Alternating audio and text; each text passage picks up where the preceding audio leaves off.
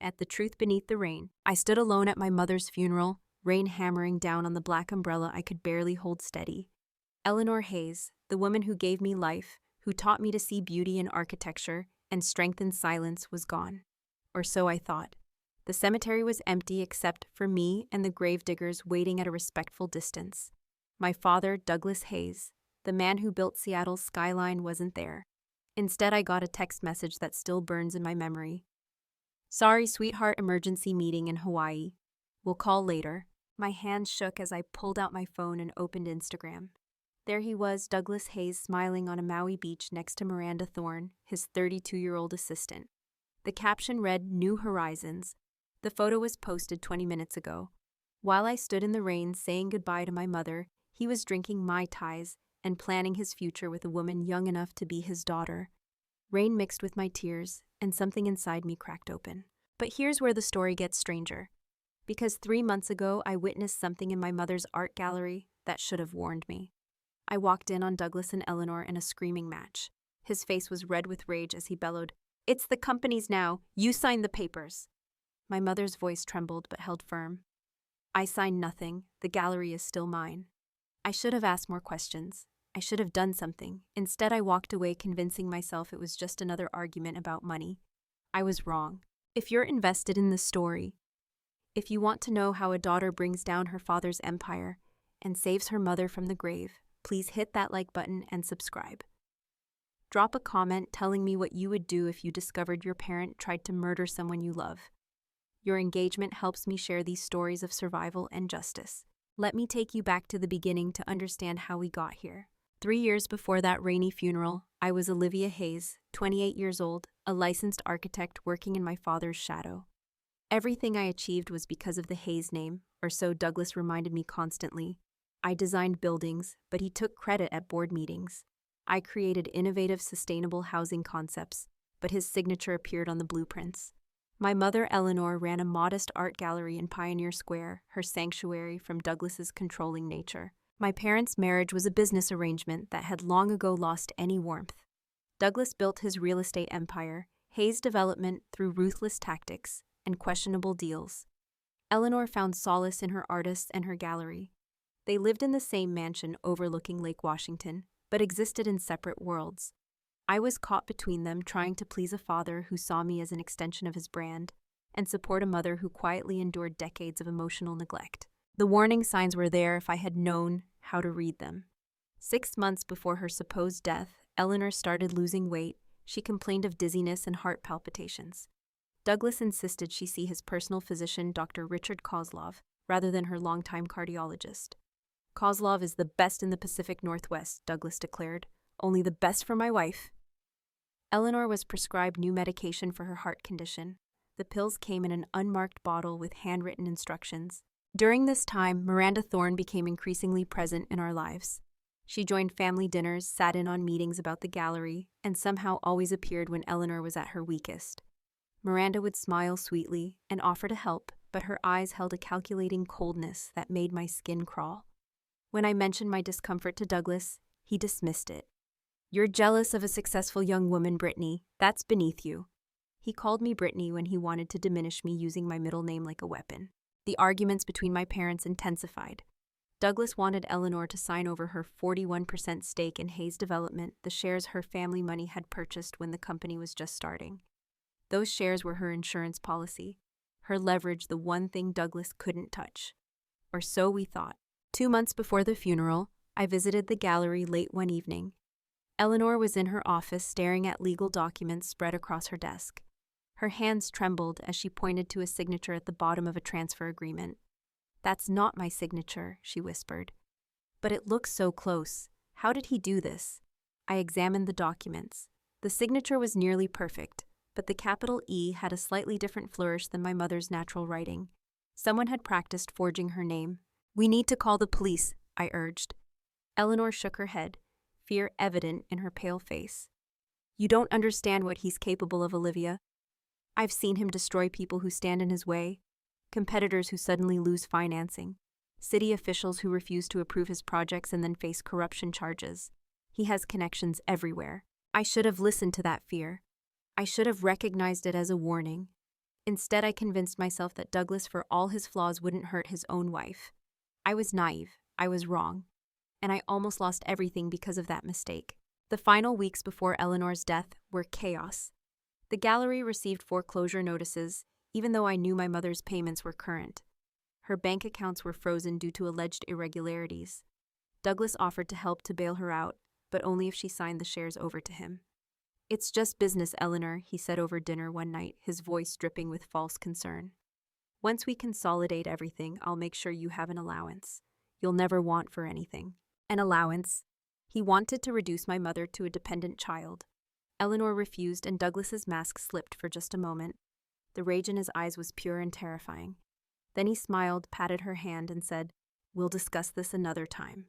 That was 3 weeks before the funeral. Eleanor's health deteriorated rapidly. She could barely climb stairs without stopping to catch her breath. Her skin took on a grayish pallor. The new medication wasn't helping. It was killing her, though I didn't know it then. Douglas was attentive in public, playing the concerned husband, but at home he worked late every night and took frequent business trips with Miranda. Then came the call I'll never forget. It was a Tuesday morning, gray and drizzling, typical Seattle weather. I was at my drafting table working on plans for a community center when my phone rang.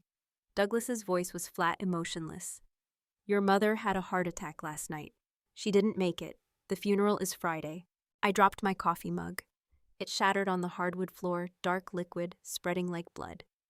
"What, when? Where were you?" The questions tumbled out in a rush. Douglas sighed, the sound of a man inconvenienced. "I was in Portland for the Willamette project. She was alone. The housekeeper found her this morning.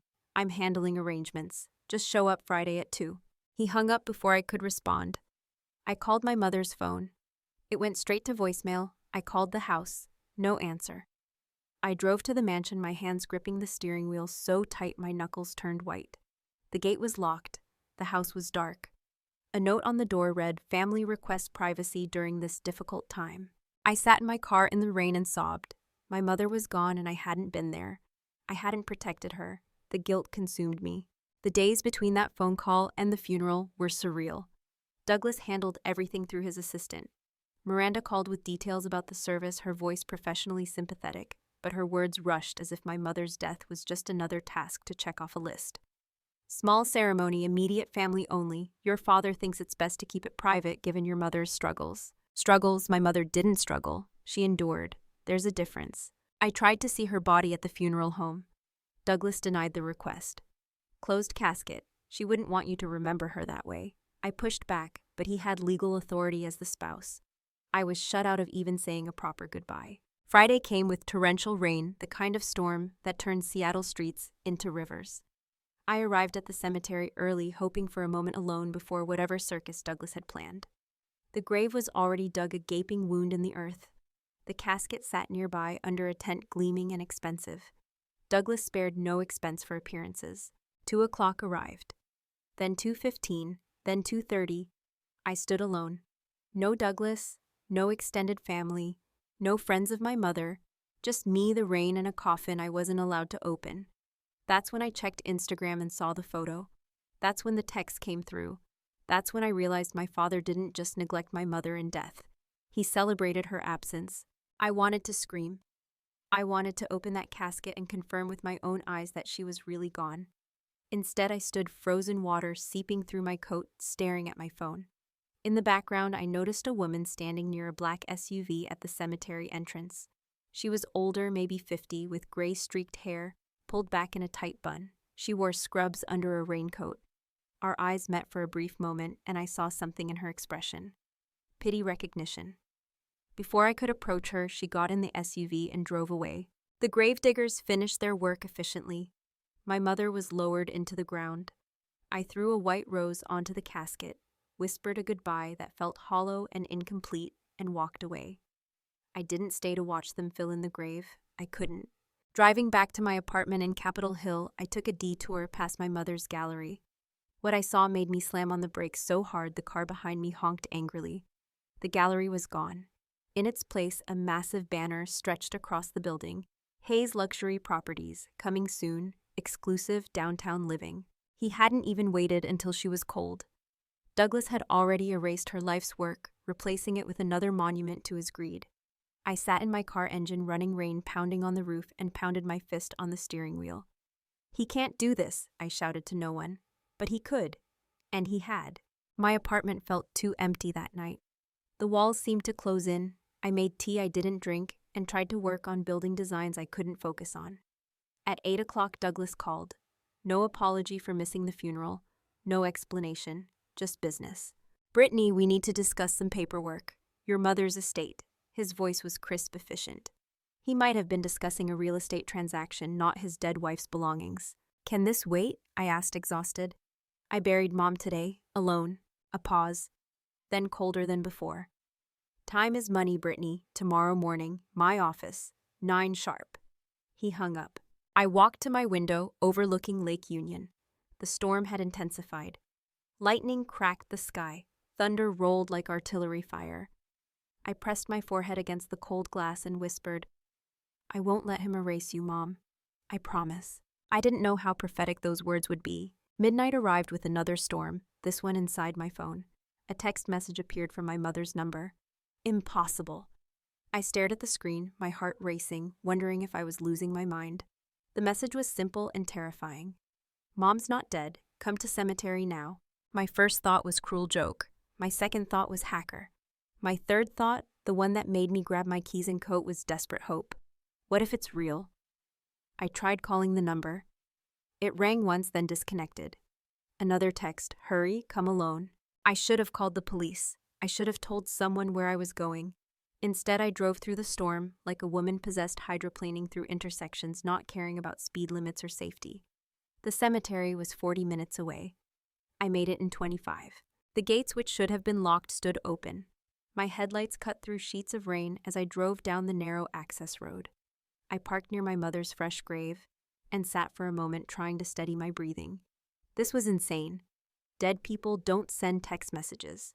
But what if a silver SUV was parked under an oak tree, headlights off?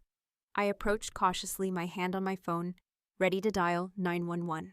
The driver's door opened. A woman stepped out. Even in the dark and rain, even though it was impossible, I recognized her instantly. Eleanor Hayes, my mother, alive. I couldn't move, couldn't speak, couldn't process what I was seeing. She rushed toward me, grabbed my arm, and pulled me into the SUV. "Get in now, we don't have much time." Her hand was warm, real, solid. This wasn't a ghost. "How?" I finally managed to say, my voice breaking. "You're dead. I saw them bury you." "You saw them bury someone," Eleanor corrected, starting the engine. "But it wasn't me." We drove away from the cemetery, and my mother told me the truth that would change everything. Douglas hadn't just tried to steal her shares in her gallery. He had tried to murder her. For months, he'd been replacing her heart medication with something else, something that mimicked heart failure symptoms. Dr. Kozlov, the physician Douglas insisted she see, was on his payroll. The plan was simple: let Eleanor's health deteriorate until her heart gave out naturally, or so it would appear. "How did you figure it out?" I asked, my voice shaking. Eleanor's hands tightened on the steering wheel. "I didn't. Someone else did." We drove to a small house in Tacoma, an hour south of Seattle. The woman from the cemetery, the one in scrubs, opened the door. "I'm Martha Jenkins," she said. "I was your mother's ICU nurse. Well, I was supposed to be." Inside, Eleanor explained everything. 3 months ago, Martha noticed irregularities in Eleanor's medication regimen during a hospital stay for chest pain. The prescriptions didn't match standard cardiac care protocols. Martha, suspicious, took samples of the pills to a friend who worked in a pharmaceutical lab. The results were damning. The medication wasn't treating Eleanor's heart. It was slowly poisoning her. Martha confronted Eleanor privately and showed her the lab results. Together, they contacted Charlotte Vance, a criminal defense attorney who specialized in domestic abuse cases. Charlotte brought in contacts at the FBI who had been investigating Hayes' development for years on separate corruption charges. When they heard about the attempted murder, they saw an opportunity. The plan was desperate and dangerous. Eleanor would fake her death, giving Douglas enough rope to hang himself. He'd move quickly to seize her assets, thinking he was untouchable. Meanwhile, the FBI would gather evidence, and Eleanor would stay hidden until they had enough to arrest him. "But whose body did they bury?" I asked, the horror of it sinking in. Martha's expression was grim. "A Jane Doe from a car accident, similar age, similar build. The closed casket wasn't just Douglas being controlling, it was necessary for the substitution. I arranged it through my hospital contacts. Not entirely legal, but necessary. Charlotte Vance entered the room, then a tall woman in her 50s with sharp eyes and graying blonde hair. Olivia, your father has been under surveillance for 6 months. We have evidence of financial fraud, money laundering through shell companies, and bribery of city officials. But the attempted murder of Eleanor gives us something better. It proves motive for everything else. She opened a laptop and played an audio recording. Douglas's voice came through clearly.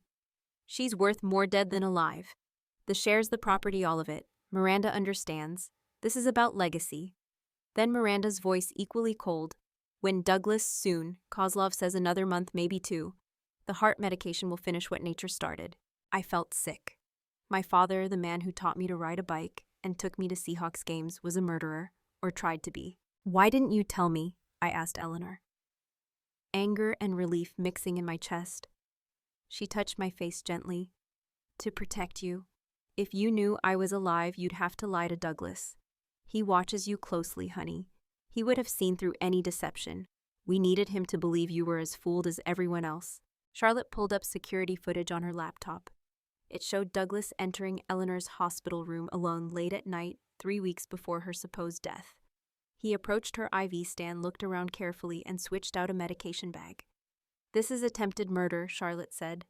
Combined with the financial crimes, Douglas Hayes is looking at decades in federal prison. But they needed more. They needed Douglas to incriminate himself further. And that's where I came in. Martha handed me a small device, no bigger than a button. Recording device. FBI issue.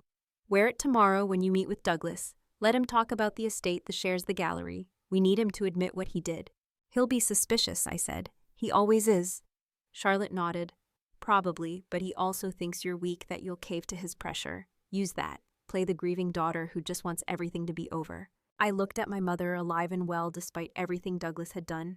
I'll do it. He needs to pay for what he tried to do to you, to us. We spent the rest of the night planning. Martha gave me details about the medication switches and Dr. Kozlov's involvement. Charlotte briefed me on what the FBI needed for a solid case. Eleanor just held me, and I held her back, grateful beyond words that I hadn't really lost her. As dawn broke, Eleanor drove me back to my apartment. Be careful, she warned. Douglas is most dangerous when he thinks he's won. Don't underestimate him. I hugged her tightly. I won't let him win, Mom. Not this time. Saturday morning, 9 o'clock sharp. I arrived at Hayes Development headquarters downtown. The building was one of Douglas's early successes, 30 stories of glass and steel overlooking Elliott Bay. I'd always been proud that my father built this. Now I saw it as a monument to greed and manipulation. Douglas's office occupied the entire top floor. Floor-to-ceiling windows, expensive furniture, and artwork that cost more than most people's houses. Behind his desk hung a large portrait of our family from 10 years ago. We looked happy. It was a lie. Douglas sat behind his mahogany desk, wearing a charcoal suit that probably cost $5,000. Miranda stood beside him, her hand resting possessively on the desk. Neither offered condolences. Douglas gestured to a chair. Sit. I sat, the recording device hidden in my scarf. You missed the funeral, I said quietly. Douglas waved his hand dismissively. Unavoidable business. I'm sure your mother would understand. He pushed a manila folder across the desk. These documents transfer your mother's 41% shares in Hayes Development to the estate, which I control as executor. Sign here, here, and here. I opened the folder. The paperwork looked official, notarized, and witnessed. But the signature at the bottom, supposedly Eleanor's, was the same forgery I'd seen months ago. This doesn't look like Mom's signature, I said carefully. Douglas's jaw tightened. It's certified by her attorney. Are you questioning legal documents, Brittany? Miranda leaned forward, her voice syrupy sweet. Your father is just trying to protect the family assets.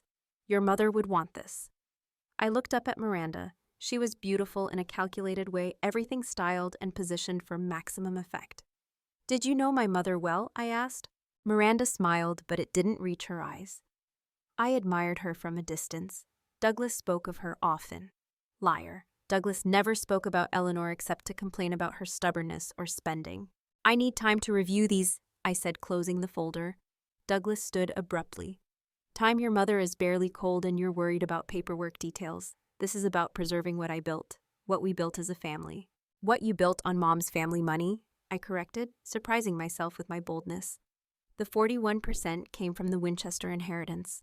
That was her investment when Hayes Development was just an idea and a loan application. Douglas's face reddened. That money was a gift to our marriage. It became company assets the moment she deposited it. His voice grew louder. I've supported you your entire life. I gave you a career. Everything you have comes from me. And now you're going to disrespect your mother's memory by questioning what she wanted. I stood tucking the folder under my arm. I'm going to review these tonight with my own attorney. Douglas's eyes narrowed dangerously. You don't have an attorney. I smiled slightly. I do now. The tension in the room was thick enough to cut. Miranda touched Douglas's arm, trying to calm him. He shook her off. Fine, review the documents. But Brittany, understand this. The company moves forward with or without your cooperation. I have board authority to make decisions about the estate. This is a courtesy, not a requirement. I turned to leave. As I reached the door, Douglas called out, By the way, we're celebrating the Maui project's success tonight. Top floor of the Columbia Tower. You should come. Show some family unity. The photo from the beach. He was rubbing it in my face. I'll think about it, I said and walked out. In the elevator, Miranda caught up with me. Olivia, wait. She pressed the emergency stop button. Don't make this harder than it needs to be. Your father is under a lot of stress. The company is expanding. There are investors to please. Your mother, God rest her soul, was going to sell her shares anyway. This just expedites things. I stared at her, remembering the audio recording. This woman had discussed my mother's murder like it was a business transaction. People say you lost someone when they wander off or get taken away, I said carefully. Taken away, Miranda. Removed. Eliminated. Her face paled slightly. What are you implying? I pressed the button to resume the elevator. Nothing, just making conversation. The doors opened on the lobby level. I stepped out, then turned back. By the way, that photo from Maui posted during my mother's funeral, really tasteless timing. Miranda's composure cracked. Anger flashed in her eyes. Your father deserves happiness. He spent years in a cold marriage. He's finally free. The elevator doors closed on her furious expression. I walked out of the building, my hands shaking, but my resolve stronger than ever. Outside, I called Charlotte. I got him talking about the shares in the estate. He admitted her money funded the company, and Miranda basically confirmed she knew Mom was supposed to sell the shares. It's not explicit, but it's something. Charlotte's voice was excited. Good work, but we need more. The FBI wants him on tape discussing the actual murder attempt or the forged documents. That night, I didn't go to Douglas's celebration. Instead, I met with Charlotte, Martha, and Eleanor at a safe house in Bellevue. FBI Special Agent Rebecca Miller joined via video call from the Seattle field office. She was a no-nonsense woman in her 40s who'd been tracking Douglas's financial crimes for 3 years. Mr. Hayes has been moving money through offshore accounts, Miller explained, showing us banking records on screen. Shell companies in the Cayman Islands, Singapore, and Switzerland. We're talking about $30 million in undeclared assets. But here's the interesting part. The money started moving heavily 3 months ago, right when Eleanor was hospitalized. He was preparing for something. Preparing to inherit her shares and liquidate, Charlotte said. Miller nodded. Exactly, and if Eleanor had actually died, he would have controlled 63% of Hayes Development outright. He could have sold the company, pocketed the money, and disappeared into a life of luxury with Ms. Thorne. Eleanor sat quietly processing the depth of her husband's betrayal. 26 years of marriage, 2 decades, and I was just an obstacle to his retirement plan. I took her hand. You're alive, Mom. He failed. Miller continued. We need access to Hayes's office. There's a safe behind the family portrait in his office. According to our source, he keeps physical records there. Account numbers, client lists, and allegedly a USB drive with all his communications about the forged documents and the plan with Dr. Kozlov. What source? I asked. Miller smiled slightly. Miranda Thorne is not as loyal as Douglas thinks. She's cooperating with us in exchange for immunity. Seems she didn't sign up for murder, just financial fraud. When she learned the full extent of what Douglas did to Eleanor, she got scared. This revelation stunned me. Miranda, the woman who stood beside Douglas, was betraying him, Charlotte explained. Miranda is young and ambitious, but she's not a killer. When we approached her with evidence of the attempted murder, she broke quickly. She's been feeding us information for 2 weeks. Does Douglas know? Eleanor asked. Miller shook her head. He suspects something is off. Miranda said he's been paranoid lately, checking his office for bugs, changing passwords constantly. But he doesn't know she's talking to us. She's careful. Martha handed me a small electronic device.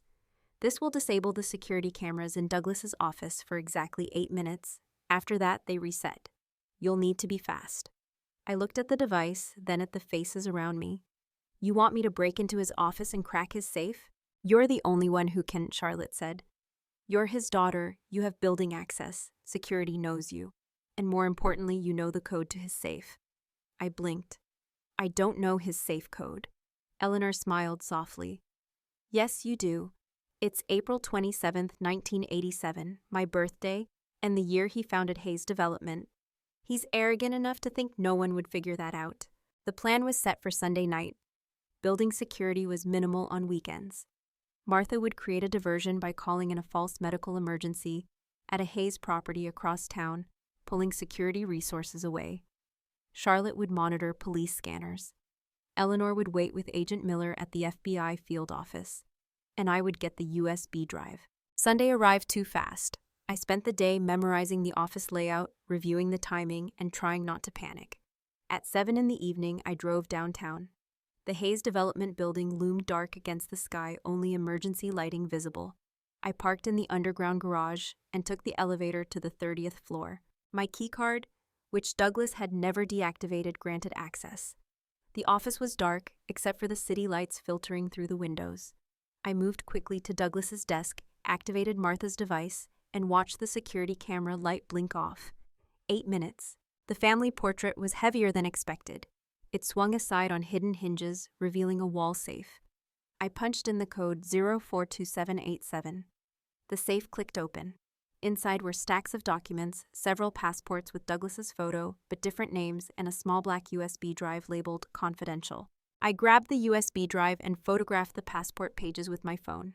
Then I noticed something else. A photograph of my mother, recent, with a red X drawn across her face. Below it, in Douglas's handwriting, problem solved.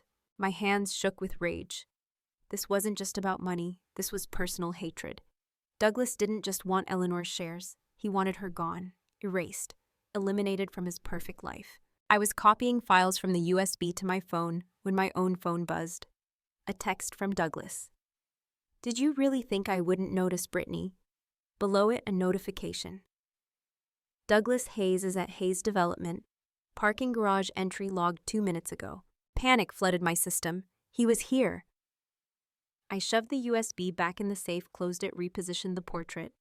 The security camera light blinked back on. 8 minutes exactly. I ran for the office door, but footsteps echoed in the hallway. Douglas's voice, angry. Check her apartment, check her car. She's here somewhere. I ducked into the conference room next door, pulling the door almost closed. Through the crack, I watched Douglas and Miranda enter his office. He went straight to the safe, opened it, checked the contents. The USB is here, nothing's missing, but someone was in this office. I can smell her perfume. Miranda looked around nervously. Maybe you're being paranoid. Douglas spun on her. Paranoid? My dead wife's daughter is suddenly growing a spine, questioning documents, hiring attorneys. She knows something. I held my breath, pressed against the wall.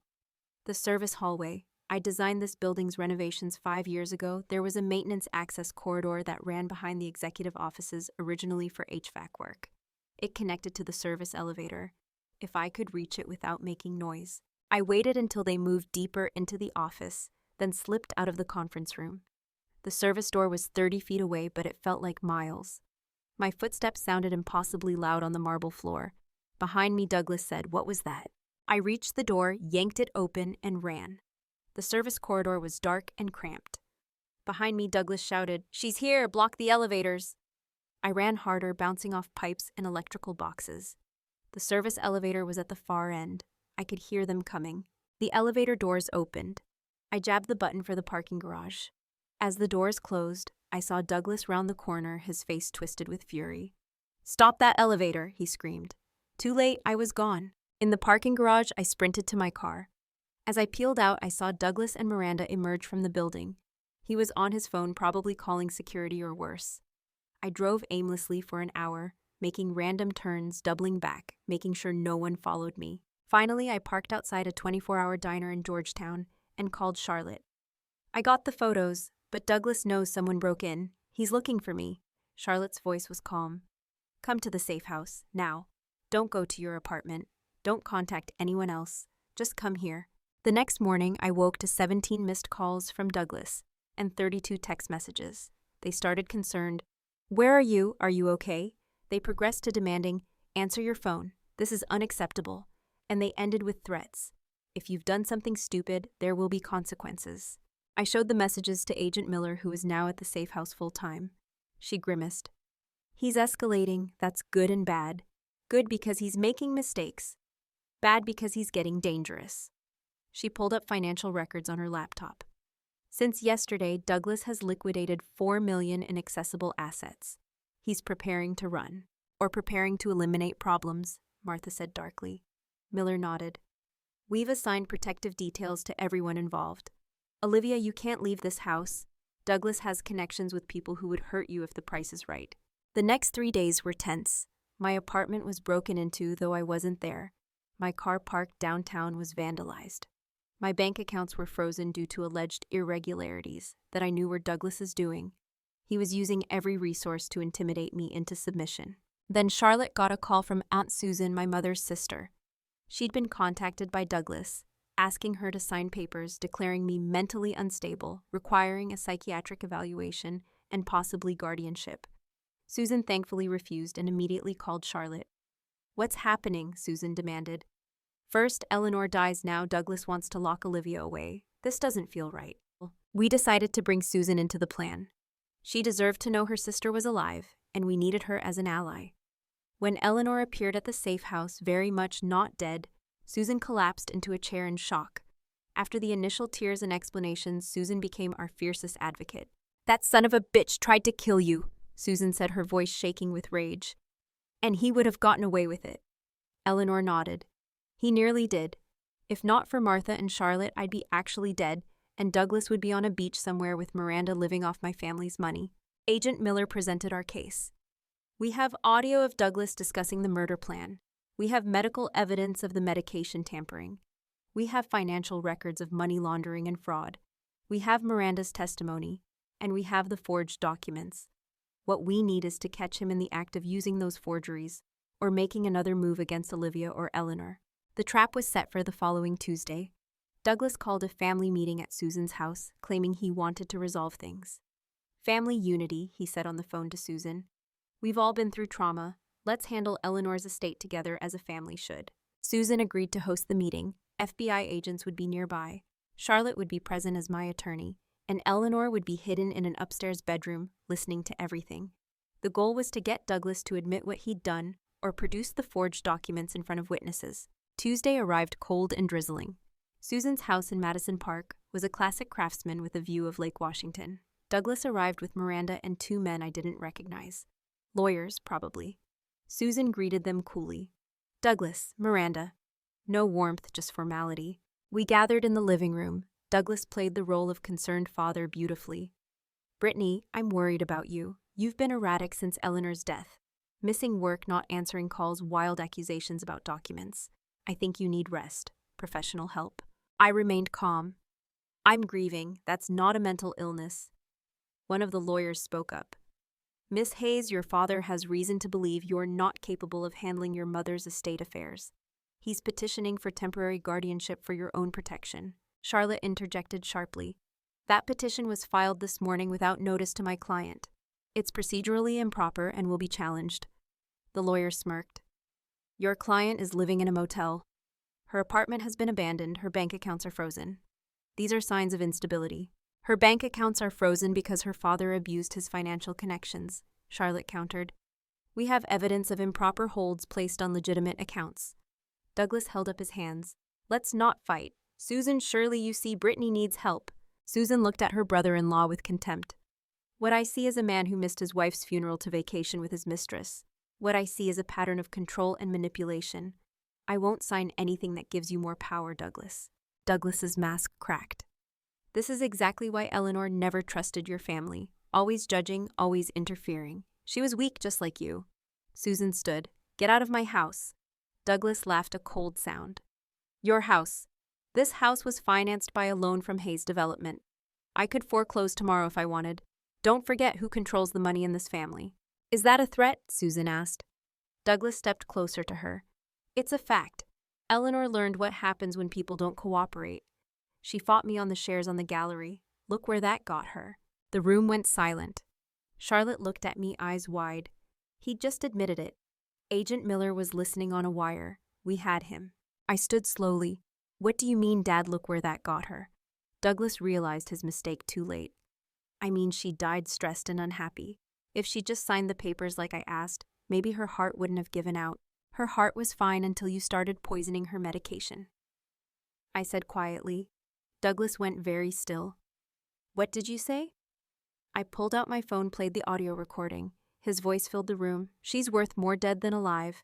The shares, the property, all of it. Douglas lunged for my phone. Charlotte stepped between us. The two lawyers stood confused. Miranda backed toward the door. You recorded me how? Douglas demanded. I've been careful. I checked for bugs. I watched you.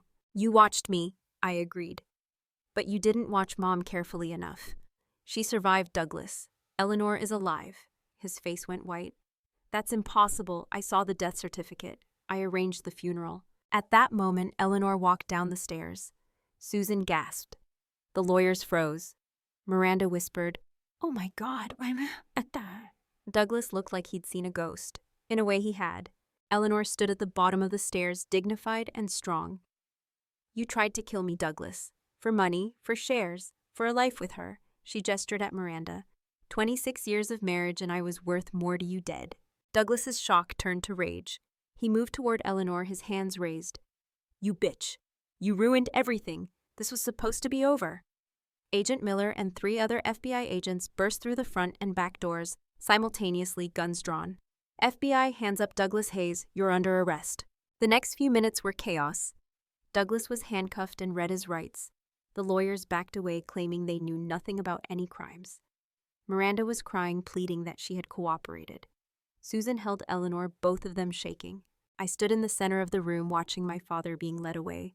He looked at me, his face contorted with hatred. You did this. You betrayed your own father.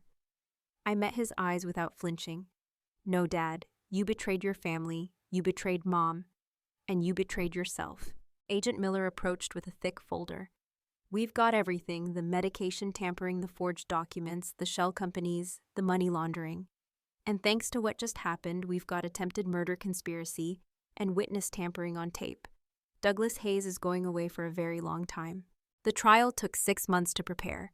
Douglas hired the best defense team money could buy, but the evidence was overwhelming. Martha testified about the medication switches and Dupar Kozlov's involvement. Charlotte presented the forged signatures and the financial fraud. Miranda, given immunity, described the entire plan in detail. And I testified about the safe, the documents, and the photo of my mother with the red X. The most powerful moment came when Eleanor took the stand. She described years of psychological abuse, financial control, and finally the attempted murder. When the prosecutor asked why she faked her death, instead of just leaving, Eleanor's answer was simple and heartbreaking. Because I was afraid. For 26 years, I watched my husband destroy anyone who stood in his way. Competitors, employees, city officials. I knew if I simply left, he'd find a way to eliminate me. The only way to be safe was to become someone he couldn't touch, a dead woman. The jury deliberated for 3 days. When they returned, the verdict was unanimous on all counts. Guilty of attempted murder, guilty of financial fraud, guilty of money laundering, guilty of conspiracy. The judge sentenced Douglas to 27 years in federal prison, without possibility of parole, for 18 years. I was in the courtroom when the sentence was read. Douglas sat motionless, his expensive suit now wrinkled, his face hollow. He'd aged 10 years and 6 months. When the bailiffs led him away, he didn't look at me or Eleanor. He just walked out, a broken man who destroyed everything he built. Outside the courthouse, rain fell again. Eleanor turned her face up to the sky and laughed. Another rainstorm, but we're different now. I hugged her tightly. We're free. The aftermath took time to process. Hayes Development was dissolved, its assets liquidated. Investors were repaid. Employees found new jobs. The gallery reopened under Eleanor's management, rebranded as the Winchester Gallery in honor of her family. The $3.2 million seized from Douglas's offshore accounts went to fund something Eleanor called the Haven Project, a nonprofit dedicated to helping women escape financial abuse. I started my own architecture firm, specializing in sustainable community housing. My first project was designing the Haven Project's headquarters in Portland. Martha became the nonprofit's medical director. Charlotte served as general counsel. Susan sat on the board of directors. We built something good from the ashes of Douglas's destruction. A year after the trial, Eleanor and I drove down the Oregon coast. We rented a small house in Cannon Beach and spent a week doing nothing but walking on the sand, reading and talking. One evening, watching the sunset, Eleanor turned to me.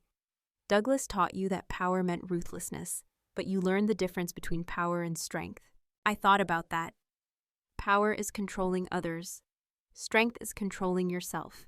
Power is taking what you want. Strength is building something worth having. Eleanor nodded. And you're stronger than he ever was. We sat in comfortable silence as the sun dipped below the horizon. My phone buzzed. A text from Charlotte. First Haven Project tenant signed lease today. Single mother, 2 kids escaping financial abuse from ex-husband. Your building saved her. I showed the text to Eleanor. She smiled, tears in her eyes. This is what we were meant to do, not build monuments to greed, build refuges for the broken. I leaned my head on her shoulder. We did it, Mom. We survived him. More than survived, Eleanor said. We won. 6 months later, I received a letter from Douglas. He'd been denied early parole and was being transferred to a maximum security facility after a fight with another inmate. The letter was brief and bitter. He blamed me for his downfall, called me an ungrateful daughter, and swore that when he got out, he'd destroy everything I built. I read the letter once, then fed it through a shredder. Charlotte, who was with me at the time, raised an eyebrow. Aren't you going to keep it, show it to your therapist? I shook my head. Douglas doesn't get any more of my time or emotional energy. He made his choices. He's living with the consequences. I'm moving forward. And I did. 2 years after the trial, the Haven Project operated in 3 states. My architecture firm had 12 employees and a waiting list of clients.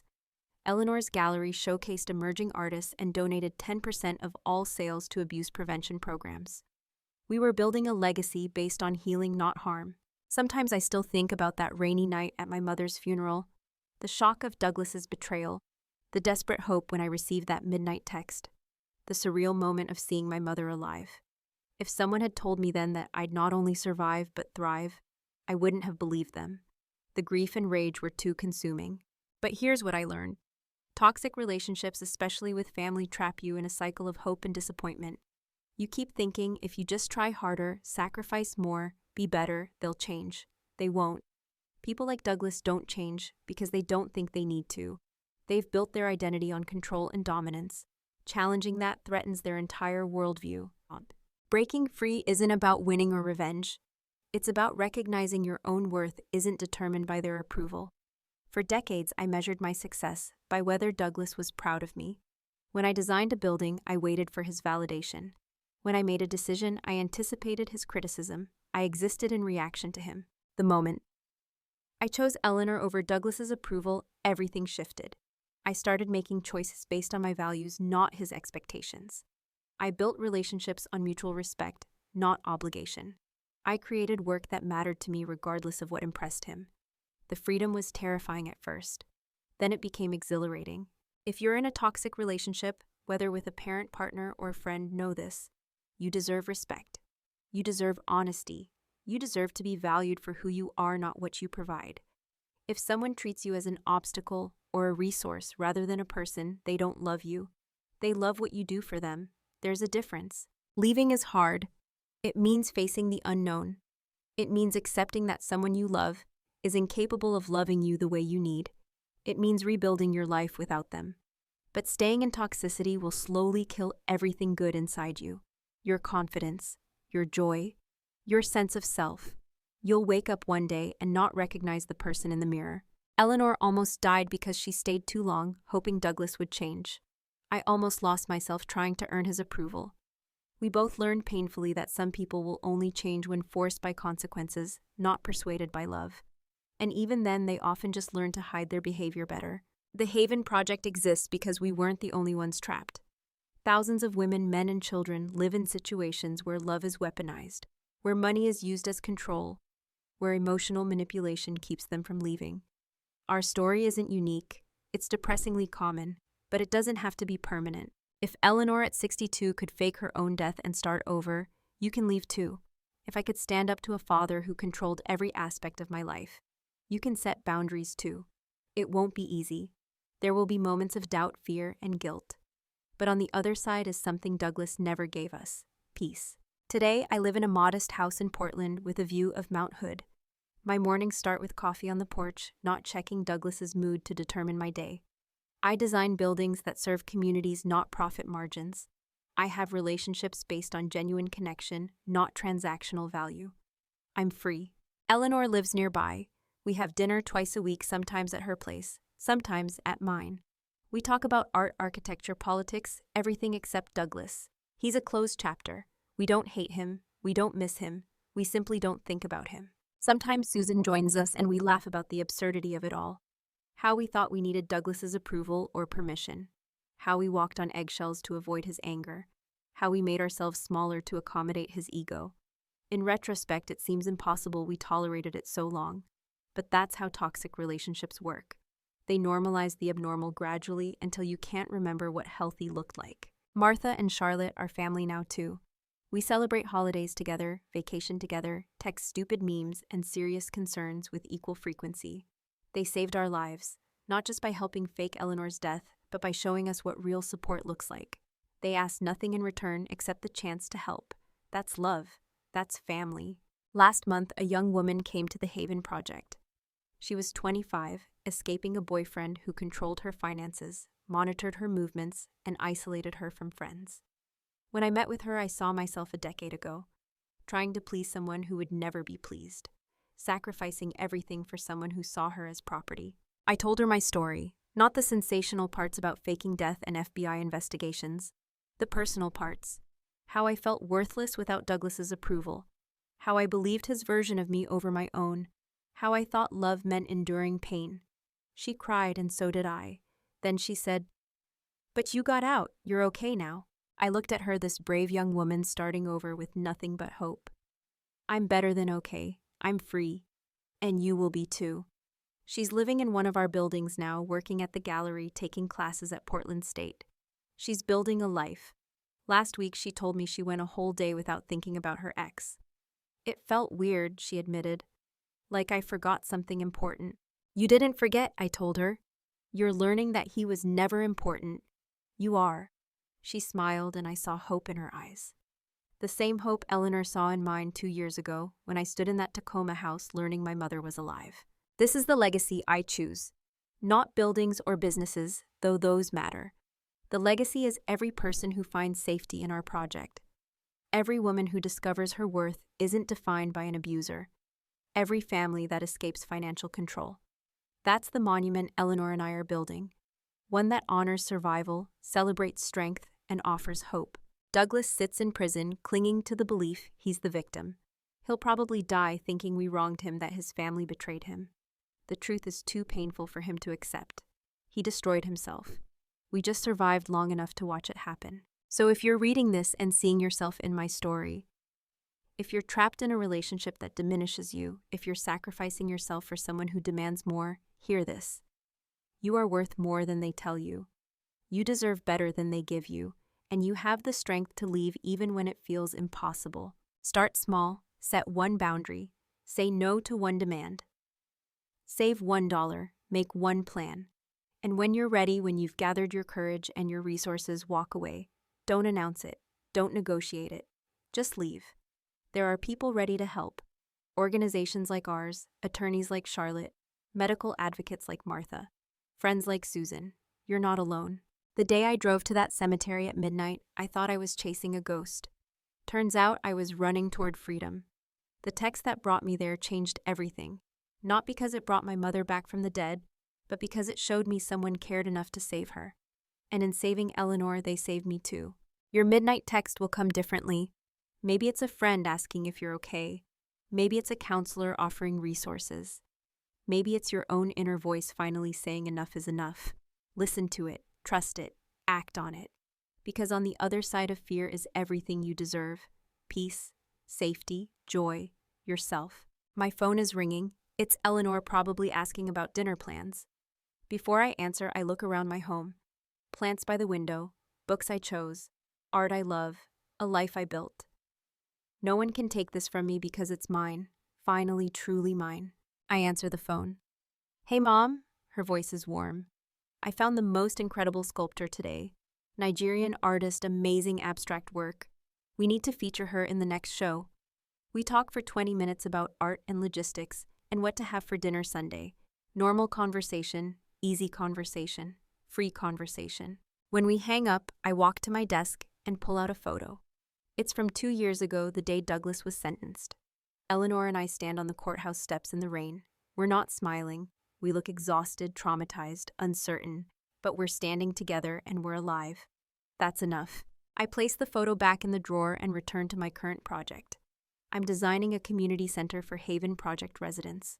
Space for childcare, job training, legal clinics, and art therapy. Martha wants a meditation garden. Charlotte insists on a library. Eleanor is pushing for an art studio. We'll find room for it all because that's what we do. We build space for healing. As I sketch, I think about Douglas in his cell. Does he regret his choices? Does he understand what he destroyed? Probably not. People like him rarely do. They rewrite history in their minds, casting themselves as victims. Maybe that's necessary for them to survive their own guilt. I don't know. I don't care. His inner life is no longer my concern. My concern is the line I'm drawing right now. The window that will let in light. The door that will welcome someone home. The foundation that will hold steady through storms. Architecture is about creating shelter, and I'm finally sheltering the right people. So here's my question for you. What's your shelter? Where do you feel safe? And if the answer is nowhere, if you're living in a storm with no refuge, what's one step you can take toward building your own one phone call? One conversation, one decision. Start there. And if you found value in this story, if it resonated with your experience, or taught you something about toxic relationships and survival, please take a moment to like this video and subscribe to the channel. Your engagement helps these stories reach others who need them. Drop a comment sharing your thoughts or your own journey. What would you do if you discovered someone you loved was lying to you? How would you find the courage to leave? I read every comment and your stories matter. Remember, strength isn't about never being hurt. It's about choosing to heal. Power isn't about controlling others, it's about owning your choices. And freedom isn't the absence of struggle, it's the presence of choice. You always have a choice even when it doesn't feel like it. Choose yourself, choose truth, choose life. The rain has started again outside my window. I don't mind it anymore. Rain means growth. It means washing away the old to make room for the new. It means another chance to start fresh. Eleanor calls it our good luck charm now, the rain. Every time it rains, she says, I remember I'm alive. I remember we won. So let it rain, let it pour. We're not drowning anymore. We're dancing in it free and unafraid. That's my story. That's our legacy. And it's still being written one day, one choice, one person saved at a time. What will your next chapter be?